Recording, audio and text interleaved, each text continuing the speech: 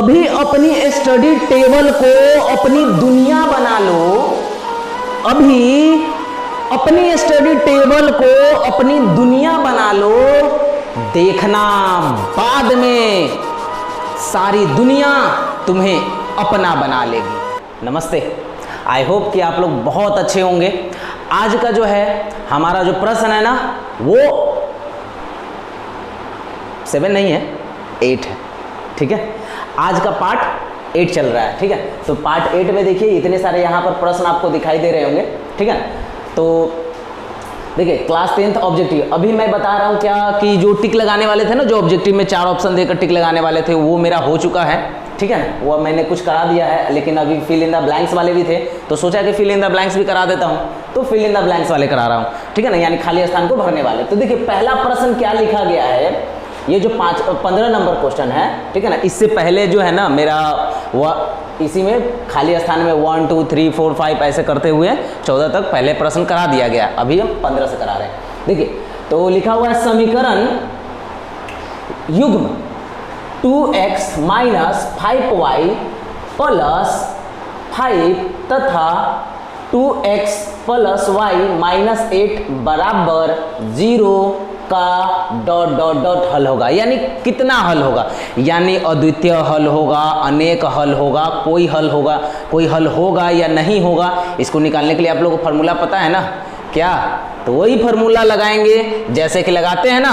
देखिए यहाँ पर ध्यान से देखिएगा कैसे, तो a1 बटा a2 इज इक्वल b1 बटा b2 इज इक्वल c1 बटा c2।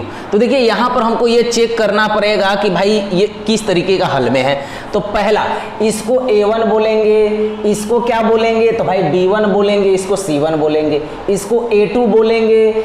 ठीक, a2 बोलेंगे, यहाँ पर कुछ नहीं नंबर तो समझिए 1 है ना, उसको b2 बोलेंगे, इसको c2 बोलेंगे। तो देखिए a1 में कितना है तो 2 है, ऊपर में लिख दिए, और a2 में कितना है तो 2 है, लिख दिया गया। चलिए अच्छी बात है, फिर आगे बढ़ते हैं। b1 कितना है तो b1 यहाँ पर -5 है तो -5 लिख दिया गया। b2 यहाँ पर क्या है, कुछ नहीं तो 1 है तो 1 लिख देंगे, बराबर। अब इसके बाद क्या करेंगे, C1 यहाँ पर 5 है तो 5 लिख दीजिए, और यहाँ पर देख रहे हैं यहाँ पर क्या है तो -8 है तो 8 लिख देंगे। अब यहाँ पर अगर हम इसको काट लेंगे तो कितना आ जाएगा, अगर देखिएगा तो 1 बटा 1 आएगा, बराबर -5 बटा 1 आएगा, बराबर है ना 5 बटा -8। तो हम देख रहे हैं क्या कि इसमें कोई मैच नहीं कर रहा है, यानी कहने का मतलब अगर यहाँ पहिलके में ही देखिएगा ना तो पहिलका ही मेरा मैच नहीं कर रहा है। अगर ये दोनों अगर सामान्य होता, ठीक है, अगर ये सामान्य होता और ये सब सामान्य हो जाते तो आपको पता है कौन सा हल हो जाता है ना, लेकिन हम देख रहे हैं क्या कि ये पहिलका मैच नहीं कर रहा है, इसलिए इसके क्या होंगे, सिर्फ अद्वितीय हल होगा। अद्वितीय यानी केवल सिर्फ एक ही हल निकाला जा सकता है। ठीक है ना, तो इसको मैं क्या लिखेंगे इस तरीके से, यानी यहाँ पर अगर आप देखोगे ना तो इस प्रश्न में अगर इसी तरह से देखोगे तो यह वाला यानी यह दोनों आपस में मैच नहीं कर रहा है इस क्वेश्चन के अनुसार से, इस प्रश्न। तो इसका मतलब यहाँ पर हम लोग क्या लिखेंगे, अद्वितीय।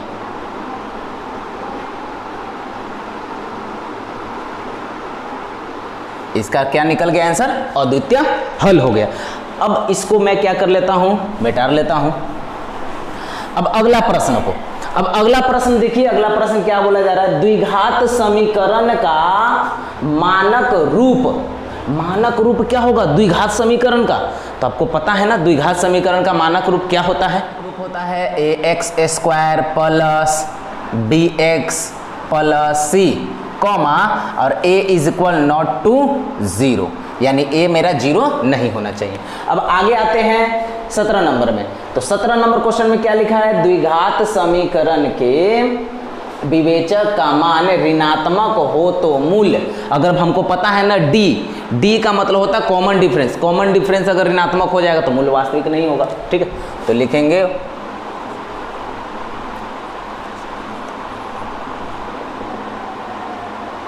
सॉरी अवास्तविक ना,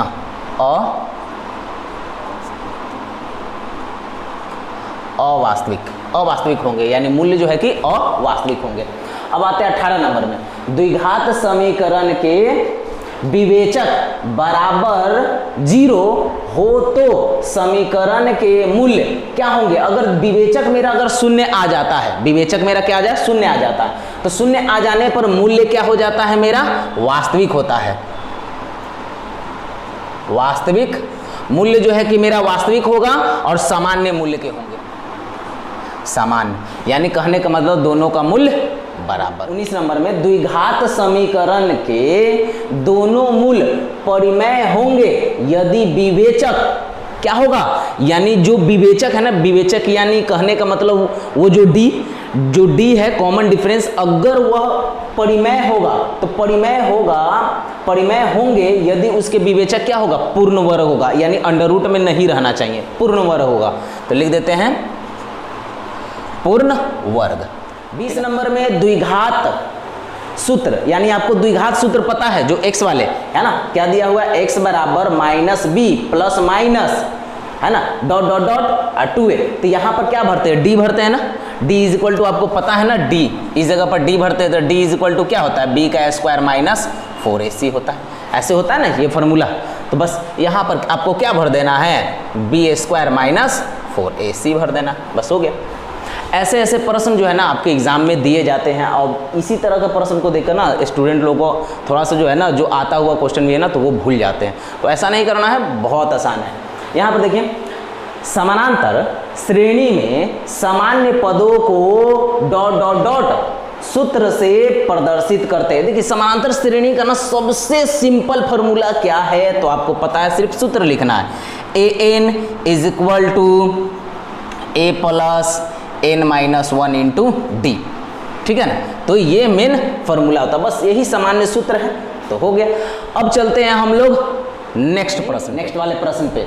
अब देखिए यहाँ पर 22 नंबर क्वेश्चन में क्या लिखा हुआ है, तो गोले का आयतन। गोले आपको पता है ना, वही 3D डायमेंशन वाले जिसको आप टच कर सकते, छू सकते, गेंद हो गया, फुटबॉल हो गया, है ना।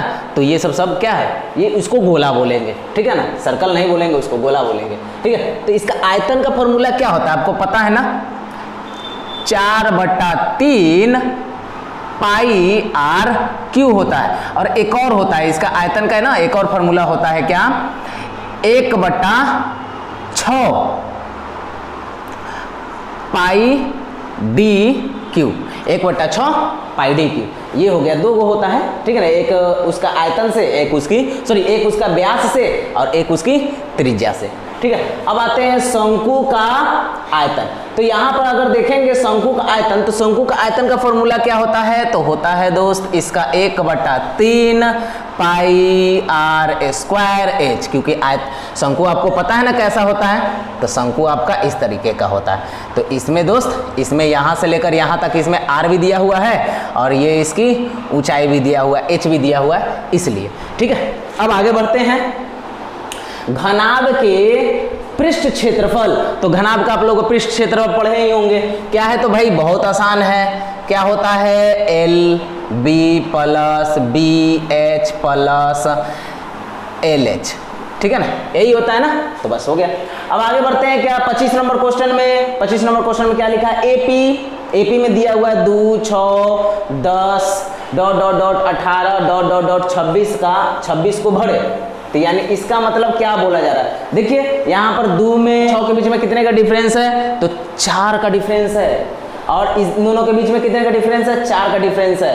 तो इन दोनों के बीच में कितना भराएगा, 14 भराएगा ना, 14 भराएगा, तो इधर 4 का डिफरेंस, इधर भी 4 का डिफरेंस। अच्छा, इन दोनों के बीच में कितने का डिफरेंस, तो भाई 22 का, ठीक है ना, इसमें 4 और इधर भी 4। 26 नंबर क्वेश्चन में एपी 3/2, 1/2, -1/2, -3/2 का सार्वअंतर है। तो आपको सार्वअंतर निकालना है, तो आता ही होगा कि पहली सेकंड वाली नंबर में से फर्स्ट वाली नंबर को घटाना होता है। तो यानी इसका मतलब अगर करेंगे क्या कि ये इसको बोलेंगे A1, A2, A3, A4, तो A2 में से A1 को घटा लेंगे, A2 के जगह पर 1/2 माइनस A1 के जगह पर 3/2। अगर इसको घटाएंगे, एलसीएम तो सेम है तो सेम लिख दीजिए, ऊपर में भी सेम ही लिखाएगा। इस तरीके से। अगर हम करें क्या, अगर घटा लेते हैं तो कितना आएगा, तो 1 में से 3 नहीं घटेगा तो 3 में से घटाएंगे तो -2/2 आएगा। इसको काट लेंगे तो कितना आएगा, -1 ना, तो यानी इसका अंतर क्या हो जाएगा, -1। बस हो गया। अब आते हैं 27 नंबर क्वेश्चन में दिया गया है क्या, AP -1.2, -3.2, -5.2, -7.2 ... का सार्व अंतर ज्ञात करें। तो अभी तुरंत तो सार्व अंतर बताया कैसे ज्ञात करना है। तो इसी तरीके से हम लोग क्या करेंगे, ये तो आपका A1, A2, A3, A4 इसी तरीके से, तो A2 में से A1 को घटा लेंगे। तो देखिए इसको अगर मैं क्या कर लेता हूँ, मिटा लेता हूँ। तो अगर करूँ क्या कि इसमें से इतना घटा लूँ, यहाँ पर लिखा हुआ पहले से -3.2 को माइनस करना है कितने से, -1.2 से। देखिए फॉर्मूला में माइनस दिया है यहाँ, और A2 में भी यहाँ पर माइनस ही दिया है तो इसलिए दे दिया। अब इसको अगर घटाएंगे तो यहाँ पर लिखेंगे -3.2, और यहाँ पर तो माइनस है और यहाँ भी माइनस है, तो माइनस माइनस मिलकर तो प्लस हो जाएगा, और यहाँ पर लिख देंगे 1.2। अच्छा, अब उसके बाद करेंगे क्या कि इसमें से इतने को घटाएंगे, से 2 में से 2 गया तो 0 पॉइंट है तो पॉइंट दे दीजिए, और 3 में से, तो यहाँ पर तो माइनस है तो 3 में से 1 जाएगा तो कितना बचेगा, 2 बचेगा ना, तो बस 2 देंगे। इसका मतलब आपको हो जाएगा -2, यानी सब के बीच में अगर देखेंगे तो कितने का डिफरेंस है, -2 का डिफरेंस है। तो इस जगह पर भर देंगे क्या, -2।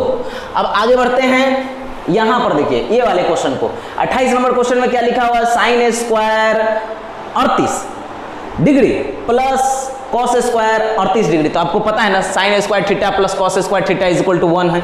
यहाँ पर डिग्री की जगह दोनों का डिग्री जो है ना, यहाँ पर जो थीटा की जगह दोनों तो सेम है, तो इसका मतलब यहाँ पर 1 हो जाएगा। बस डायरेक्ट सिंपल सा 1 भर देंगे। अब यहाँ पर क्या लिखा है, sin square 90 degree minus tan square 90 degree. तो sin 90 डिग्री का वैल्यू कितना होता है, 1 होता है ना, तो 1 का अगर स्क्वायर करेंगे तो 1 ही आएगा। माइनस है, माइनस कर दीजिए। tan 45 डिग्री का वैल्यू कितना आता है, 1 ही आता है। और उस 1 का अगर स्क्वायर कर देंगे तो क्या आएगा, 1। अगर इन दोनों को अगर ये तो दोनों आपस में कट ही जाएगा तो क्या बचेगा, 0 ना, तो इस जगह पर 0 दे देंगे। हो गया। अब दोस्त बस आपका ना छोटा सा काम बच गया है क्या, तो आप इस वीडियो को लाइक कर दीजिए, सब्सक्राइब कर दीजिए और अपने मित्रों तक शेयर कर दीजिए। चलिए, धन्यवाद।